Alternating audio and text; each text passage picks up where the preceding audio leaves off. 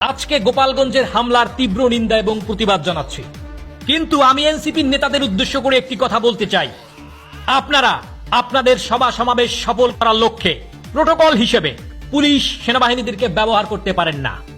আপনার যদি রাজনৈতিকভাবে সেইখানে মুখোমুখি হওয়ার হেডম না থাকে, তাহলে আপনি সেইখানে গেলেন কেন?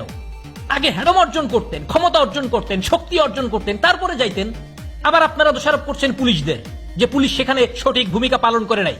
আপনি পুলিশকে দোষ কেন দিচ্ছেন? রাজনৈতিকভাবে আপনার সেখানে মুখোমুখি হওয়ার কোনো যোগ্যতা সেখানে ছিল না। আমি আপনাদের উদ্দেশ্য করে ছোট্ট একটা কথা বলতে চাই।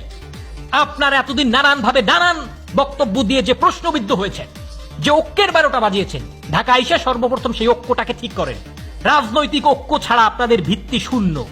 আজকের এই ঘটনায় আশা করি আপনাদের মাথায় একটা জিনিস ঢুকেছে, যে সকল খেলোয়াড়কে বাদ দিয়ে নিজেকে মেসি ভাবা, এই জায়গা থেকে আপনাকে বের হয়ে আসতে হবে।